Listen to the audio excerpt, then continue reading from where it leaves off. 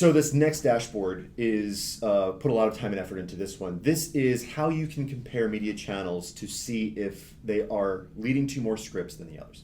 So this is a scatter plot where across the bottom we have the number of engagements and across the top we have the number of scripts. So you have this line across the middle. Down here is, I guess reverse for the camera. Down here is low engagement, or high engagement but low script.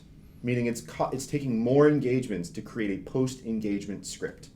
Up here is low engagement and high script. So it's less engagements required to lead to a script. Okay. So if you have media tactics that are down here, and you have some that are down here, it's a pretty easy evaluation to say, well, we got to optimize out of these and put them up. This is taking everything that much further. So now, not only have you thought out strategically what do you need to measure and what should those benchmarks be, but now you're seeing if the dollars you're investing in each media program are paying off to deliver that script, and if so, at what cost. So you may have a Medscape program that's running, but you can see that if you break out the engagements that you're spending $350 per script, where you have an Express Scripts campaign running and maybe it's only $15 a script. But there are other scenarios too where it's just registration, right? It doesn't have to be HCPs and scripts. Right. Think e-commerce or think think non-pharma for a second, if you will. And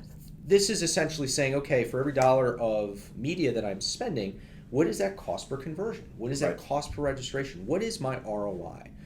And that, what we're trying to show here is, this is the kind of strategic thinking that really is required to pay off of that investment from a media standpoint. Because otherwise, at the end of the day, when you're asked by your boss, hey, was the $2 million investment last year, did it pay off? Where are we from an ROI standpoint? This lets you answer it.